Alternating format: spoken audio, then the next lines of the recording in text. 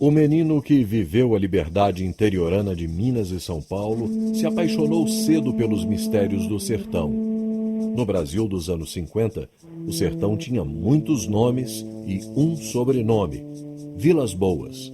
Os irmãos Vilas Boas, os grandes sertanistas, herdeiros do Marechal Rondon, aquele que mostrou ao Brasil a sua fronteira a oeste. E que ela, como a costa marítima, também era habitada por povos milenares, os índios.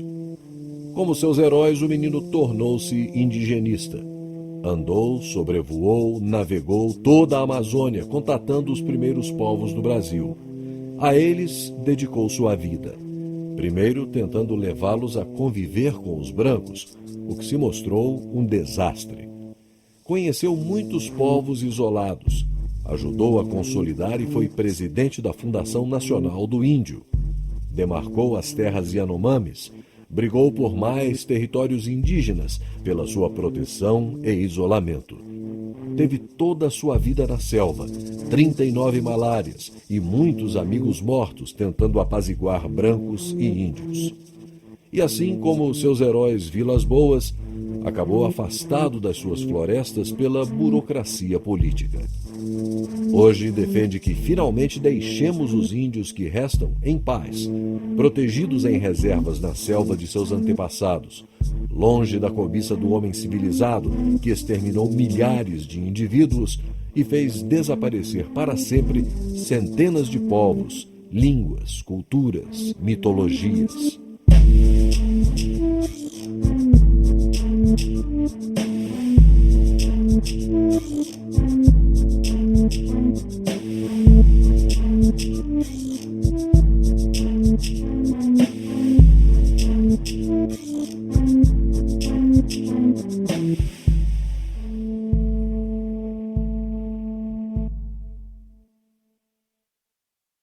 Ao fazer 16, 17 anos de idade, eu vou em busca de conhecer os sertanistas mais famosos do Brasil, que eram os Vilas Boas. Eu olhava os Vilas Boas como eles eram os heróis nacionais, né? Os grandes sertanistas, né? E essa coisa da selva, o mato, a expedição, tudo que se passou desde 1492, com o descobrimento da América, depois do Brasil, essa coisa sempre me tomou grande parte da minha cabeça e das minhas memórias.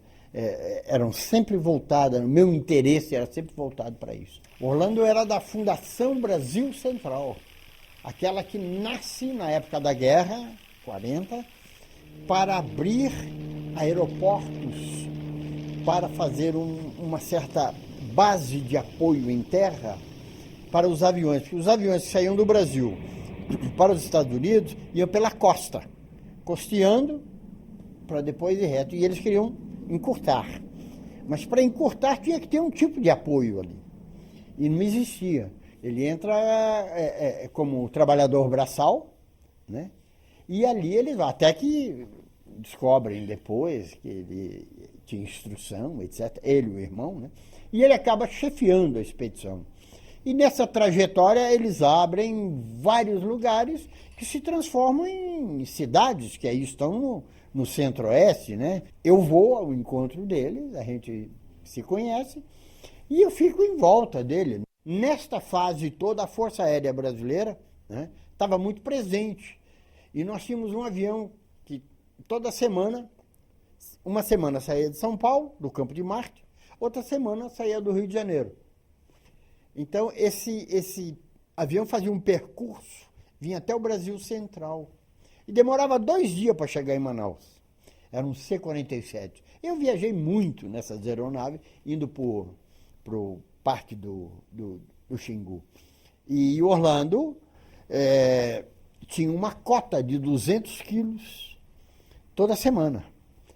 Então, ele arranjava as coisas, botava dentro do avião, etc. E eu ajudava ele, a maior parte, quando eu inicio a minha relação de amizade com eles, é ajudando eles em São Paulo a fazer as compras, né? A transportar as coisas para o campo de Marte. A ideia básica não era os índios, não era a defesa dos índios.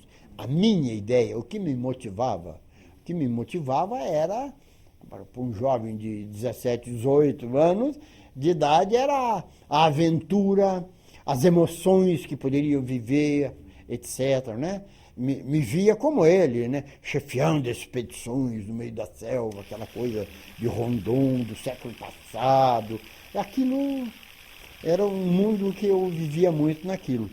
Até que, mais tarde, eu vou ao Xingu, né? E aí, então, é que eu vou realmente conhecer os índios. Com esse tempo, junto com os índios, fui conhecendo os problemas indígenas, né? As questões de saúde, as questões da terra, a dificuldade que eles tinham em fazer valer as suas necessidades, né? Enfim, comecei a ver o drama e a sentir o drama dos povos indígenas. E aí nasce uma relação, eu diria, de grande afeto de mim para com esses povos. E aí eu passo a vida inteira nisso.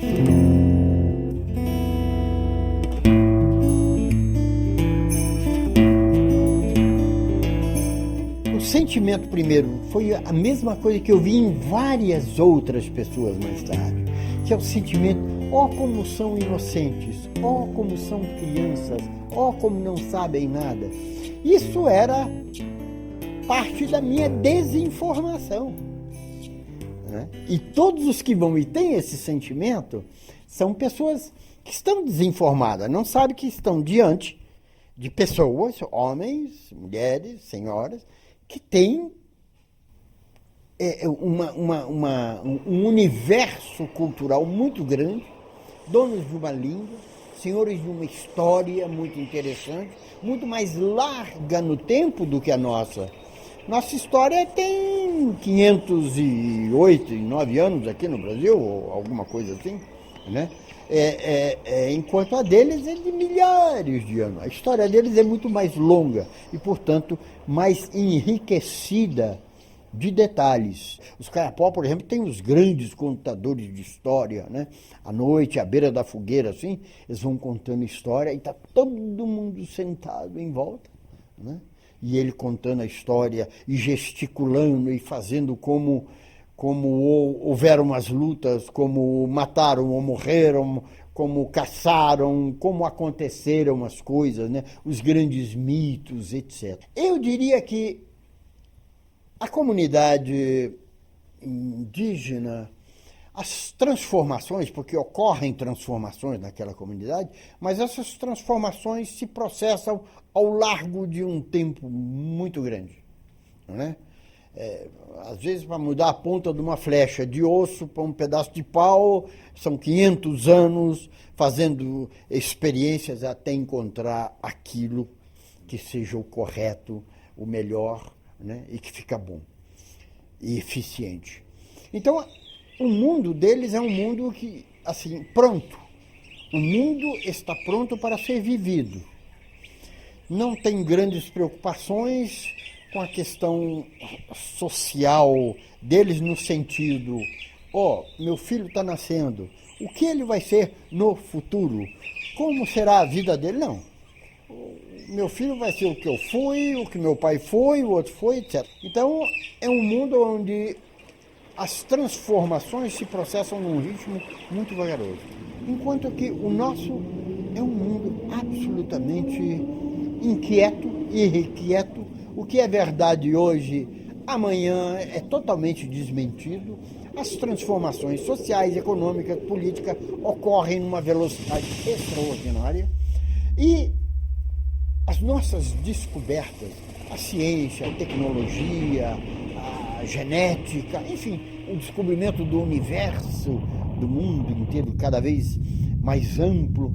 Então, veja só, a cabeça nossa como funciona, com toda essa movimentação, essa transformação permanente, constante, né? Com mais-valia, com dinheiro, com leitura, enquanto o outro, uma sociedade mais estável, onde as transformações ocorrem muito mais lentamente, onde cada lugar de cada indivíduo que nasce está ali guardado, separado para ele, onde não existe mais-valia, onde não tem dinheiro, onde as necessidades são as elementares que os homens precisam. É ter uma casa, dormir quentinho, se alimentar, e aquele universo mítico, fantástico deles, que eu acho que talvez seja uma das grandes forças dos povos indígenas, seja, né, esse universo mítico. Imaginar a cabeça de um índio, se a gente pudesse ver por dentro os neurônios, as imagens que se processam ali dentro, né, naquele universo. Eu digo isso porque a nossa ideia deles é de um mundo parado, um mundo só tem árvore, rio. O que esses caras pensam? O que eles fazem? Somente mais tarde, quando entram em confronto conosco, ou em contato ou confronto, é que começa a aparecer novas necessidades que nós levamos a ele.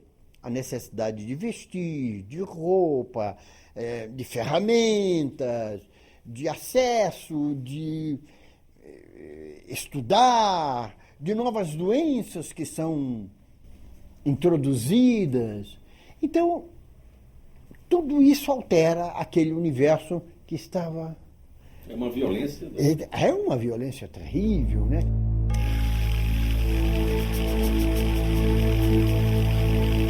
As linhas telegráficas fazem parte da grande epopeia rondoniana, que era a ligação do Rio de Janeiro